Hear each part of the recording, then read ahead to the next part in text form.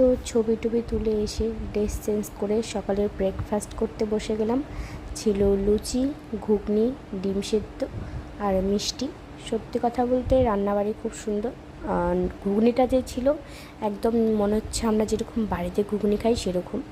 খুব ঝালও ছিল না, সেই রকম রিচ ছিল না, খুব মশলাও দেওয়া ছিল না।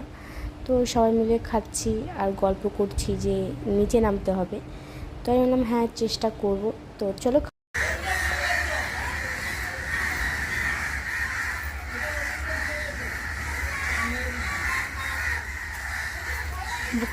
তো ব্রেকফাস্ট করে তারপর চলে আসলাম উপরে ছবি ভিডিও তুলতে। তো ততক্ষণে দেখি ওরা নিচে নেমে গেছে। তো আমাকে ডাকছে আয় আয়। আমি বলছি না আমার ভয় লাগছে। তখন আমাকে বলছে তুই আসলি কী করতে। আমি বললাম তোদের অভ্যাস আছে পুকুরে নেমে সাঁতার কেটে, আমার তো অভ্যাস নেই, আমার তো প্রথম, তো আমার একটু ভয় ভয় লাগছিলো। তো সেই জন্য আমি আর নামতে পারিনি। তো তারপর ওরা উঠে আসলো, তারপর আমরা বসে গেলাম দুপুরে খাওয়া দাওয়া করতে।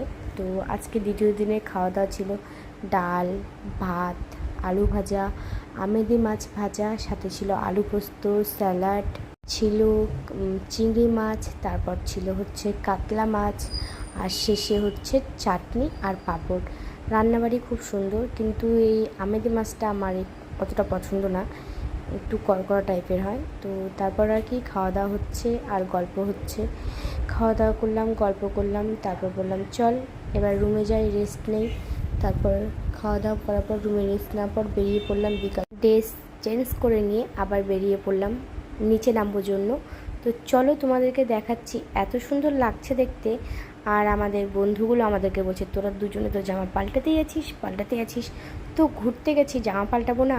আর নিচে এত হাওয়া যে চুল একদম শেষ হয়ে যাচ্ছে। তো এবার দেখো এত সুন্দর লাগছিল দেখতে, বলার কথা না। মানে ওইদিকেই তাকাতে তাকাতে আমার চলে যাচ্ছে। আমি খুব ভালোবাসি মানে এই সমস্ত জিনিস।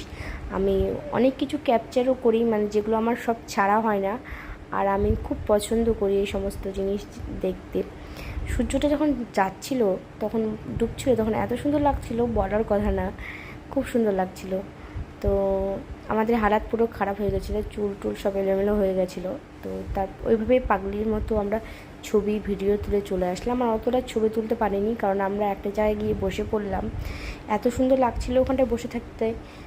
আর সবথেকে বড়ো কথা, যখন জলটা চলে যায় না, ওখানটা পুরো মাঠের মতো হয়ে গেছিলো, সব বাচ্চারা খেলাধুলা করছিল। দারুণ, এক কথায় দারুণ লাগছিলো দেখতে, মানে এত সুন্দর লাগছিল দেখতে। একদিকে তোমার জল শুকিয়ে গেছে, সব বাচ্চারা খেলাধুলা করছে, ওইদিকে সূর্যটা ডুবছে, মেঘটা আর জলটা, উফ দারুণ, ভোলার কথা না। তো আমরা এখানটায় একটা শঙ্খ দেখতে পেয়ে গেলাম। তো বললাম সেটাকে জলে ছেড়ে দিতে, মানে আমি প্রথমে দেখতে পেয়ে সবাইকে ডাকলাম, সবাই আসলো। তো তারপর দেখছি অনেকটা সন্ধ্যা হয়ে গেছে, জলও আগেই এসছে। তখন আমরা যাচ্ছি আমাদের রুমে ফেরত যাচ্ছি। রাস্তায় প্রচণ্ড কাদা, মানে পাগুলো ফেলছি আর পিছলে যাচ্ছি। তো সেই জন্য খুব সাবধানে, জোরে জোরেও হাঁটতে পারছি না, খুব সাবধানে হাঁটাচলা করছি। তো চলো এরপর দেখাচ্ছি আর কী কী করছি। আর সবথেকে বড় কথা, এই জিনিসগুলো সামনাসামনি না দেখলে তোমরা বুঝতে পারবে না এত সুন্দর জিনিস, মানে দেখতেও একটা খুব সুন্দর লাগছিল।